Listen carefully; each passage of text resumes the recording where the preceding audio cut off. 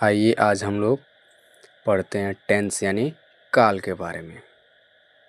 आइए इसको समझते हैं और पढ़ते हैं। देखिए, ये हमारा है टेंस। टेंस को हिंदी में हम कहते हैं काल।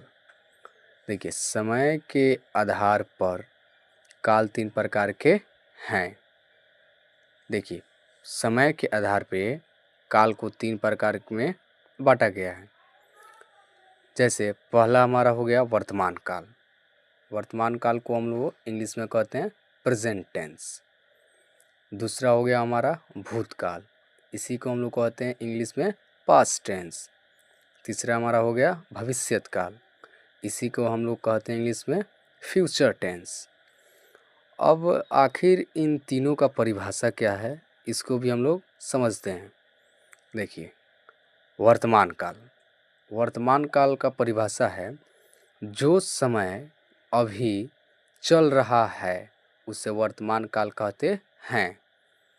और एक और चीज़ यहाँ पे ऐड है, शब्द के अंत में है, हो, हूँ रहता है। वर्तमान काल के शब्द के अंत में है, हो, हूँ रहता है। जैसे राम पढ़ रहा है। राम जो है एक व्यक्ति है जो पढ़ रहा है, तो इसके शब्द के अंत में क्या है क्या आ रहा है आ रहा है। तो इस शब्द के अंत में है रहा है, तो इसको है से हम पकड़ लेंगे। ये किस काल का है? वर्तमान काल का, क्योंकि इसके शब्द के अंत में क्या आता है, हो, हूँ रहता है। आगे बढ़िए, दूसरा देखिए, हमारा दूसरा है भूतकाल। जो समय बीत चुका है उसे हम भूतकाल कहते हैं। इसके शब्द के अंत में था, थे, थी रहता है। भूतकाल के शब्द के अंत में था, थे, थी रहता है। जैसे गीता नाच रही थी। गीता एक लड़की का नाम है जो नाच रही थी। इस शब्द के अंत में आ रहा है थी, तो हम पकड़ लेंगे, क्या पकड़ेंगे, ये किस काल का है? तो ये भूतकाल का है, क्योंकि इस शब्द के अंत में, भूतकाल के शब्द के अंत में क्या आता है? था, थे, थी आता है। तो इसको आसानी से आप लोग समझ चुके होंगे। आइए तीसरा देखते हैं हम लोग। तीसरा हमारा है भविष्यत काल।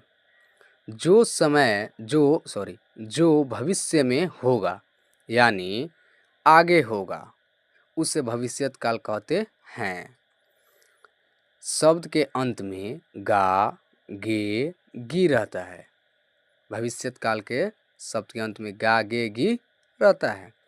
जैसे देखिए, जैसे नीतीश कुमार राष्ट्रपति बनेंगे।